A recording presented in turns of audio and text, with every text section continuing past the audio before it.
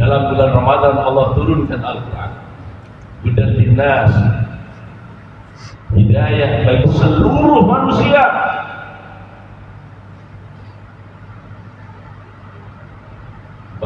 Bahkan disebutkan oleh Allah dalam menangis kita, wa bayyinatin minal huda wal furqan,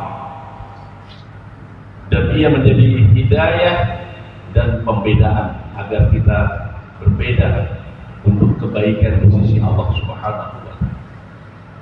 Pengkhianatan manusia menyerang dalam peperangan di bulan Ramadan ini adalah kesengajaan dari Israel dan Yahudi dan mengguncang keimanan kita. Kalau saya dan kita tidak merasa bersedih, rugi, dan menjadi orang yang jahil terhadap apa yang Allah ingatkan hari ini dalam peristiwa Ramadan, perbuatan yang jahat, dan sebagai kesyukuran, mari kita ingati dengan taqarrub kita kepada Allah di masjid yang namanya surga ini, Al-Firdaus. Alladzina yarisuna al-firdaus. Siapa mereka? Al-mu'minun, yang melakukan ibadah sholat, insyaallah taqabbalallah, merupakan menjaga amalan-amalan kebaikan mulut kita untuk bercakap yang baik, tidak menodai Ramadan dengan mulut kita yang suka menggibah dan lain-lain. Bahkan orang yang sedang menjaga puasanya, ulaika humul warisun alladzina yarisuna al-firdaus. Begitulah ayat Allah.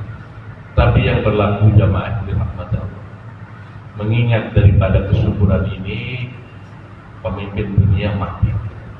Sesungguhnya kebahagiaan bagi dia karena syahid. Hanya kita bersedih karena merasa kebaikan daripada tersebut. Inilah ayat itu, asa an takrahu syai'an fahuwa khairul lakum. Jangan-jangan kamu membenci sesuatu, tidak suka sesuatu. Yang dimaksud adalah peperangan. Wa huwa khairul lakum, padahal ia amat baik bagi kamu.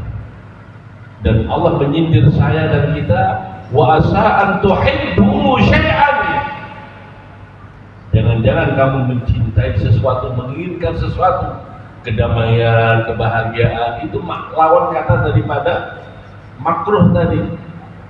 Wa huwa syarrul lakum, padahal kedamaian yang kita tidak syukuri bulan Ramadan, orang Islam sendiri berani meninggalkan puasa, bahkan sholat dan selanjutnya, itu wa huwa syarrul lakum.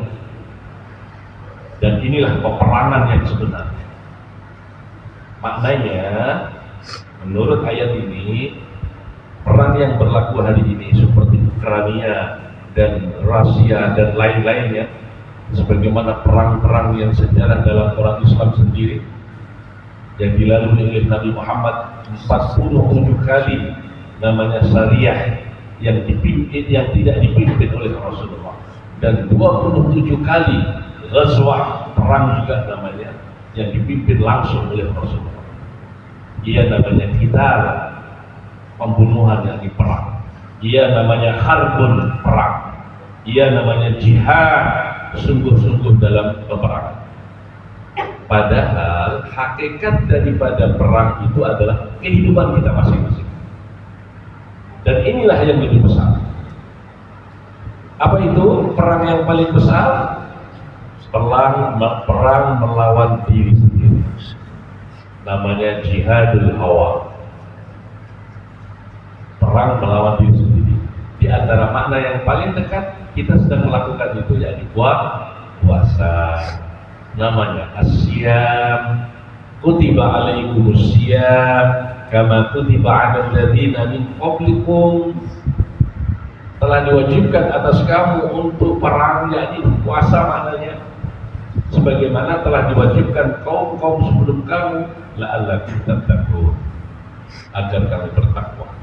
Maka mari kita bersyukur kehadirat Allah dengan memaknai di bulan Ramadan taqarrub kita kepada Allah bersyukur dalam kegembiraan berada di bulan Ramadan dan memahami sungguh-sungguh bagaimana cinta kita kepada ibu bapak kita dalam doa kita, terlebih-lebih yang telah meninggal dunia.